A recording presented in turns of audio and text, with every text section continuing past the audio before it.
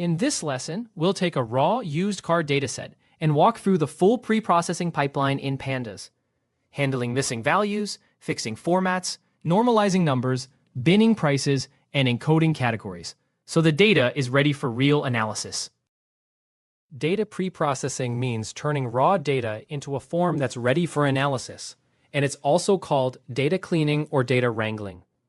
The typical tasks are handling missing values, standardizing formats, correcting data types, normalizing numbers, grouping values into bins, and converting categories into numbers. In Pandas, most of this work happens column by column on a data frame. Each row in the data frame is one observation, like a used car, and each column is a feature. We access a column by its name, and every column we get back is a Pandas series. When we add 1 to the symboling column like this, the operation applies to every single value in that column at once. A missing value happens when no data is stored for a feature, and it can show up as nan, na, a question mark, or a blank cell. There's no single correct fix. You can go back and recover the real value, remove the row or column, replace it with a mean or mode, use domain knowledge, or in some cases, just leave it missing. Pandas dropNum method removes missing data. Setting axis to 0 drops rows with missing values, and axis 1 drops columns. If price is the value we're trying to predict, we specifically drop rows where price is missing using the subset argument, and in-place true updates the data frame directly without needing to reassign it. To fill in a missing numeric value, we first calculate the column's mean, here the average of normalized losses. Then, we use replace to swap every nan in that column for the average we just calculated, which keeps the column complete without dropping any rows. There's a shorter, more common way to do the same replacement, fillna. It fills every missing value in the column with the average we already calculated, and it reads more directly as fill the missing values with this. Categorical variables like fuel type can't be averaged, so instead we use the mode, the most frequently occurring category. We pull the first value from mode and then fillna the fuel type column with that most common category, so no row is left without a fuel type. Data can arrive from different sources using different formats or units. New York might be written as NY, NY, NY, or New York, and if they all mean the same place, they need to be standardized before we can compare or group them reliably. Here we convert city miles per gallon into liters per 100 kilometers using the standard conversion formula, storing the result in a new column. We can also rename a column with rename, so the column name city L 100 kilometer accurately reflects the units it now holds instead of the old MPG name. When data is imported, types can be assigned incorrectly. For example, price stored as an object instead of a number.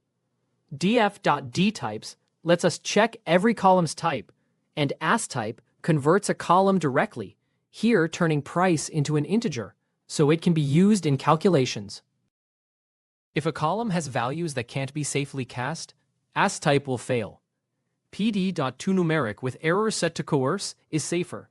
It converts what it can to numbers and turns anything invalid into nan instead of crashing, so we still end up with a clean numeric column.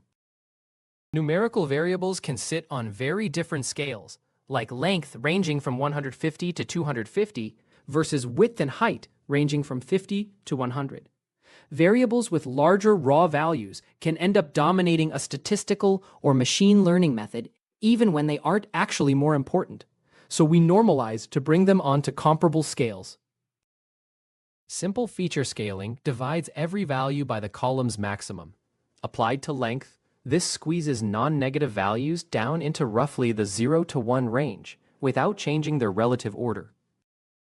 Min-max normalization subtracts the minimum and divides by the full range, the max minus the min. This stretches the data so it fills the entire 0 to 1 range exactly, unlike simple feature scaling, which only divides by the max. Z-score standardization subtracts the mean and divides by the standard deviation. Unlike the other two methods, the result isn't bounded between 0 and 1. It's centered around 0, which is useful when a model expects data with no fixed range. Binning groups numerical values into categories to make them easier to summarize.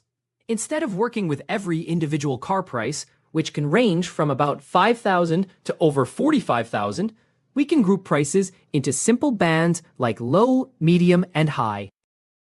np.linspace creates equally spaced boundary values between the minimum and maximum price.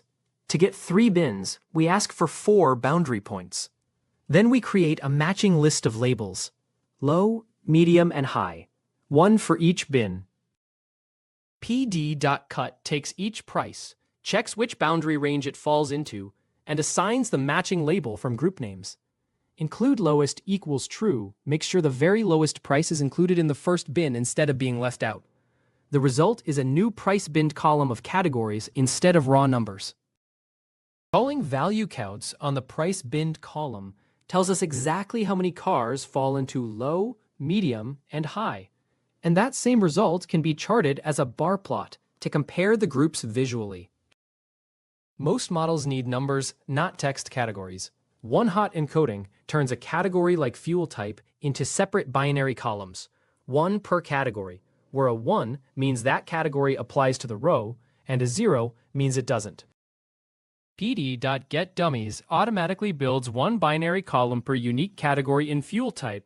Then pd.concat joins those new dummy columns back onto the original data frame along axis 1, so the categorical variable is now represented numerically alongside the rest of the data.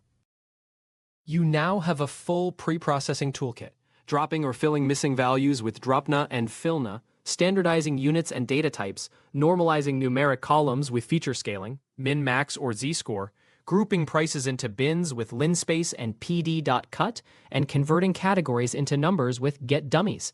With these steps, a raw dataset is ready for real statistical analysis or machine learning. Run it, inspect it, understand it, build the next step with confidence.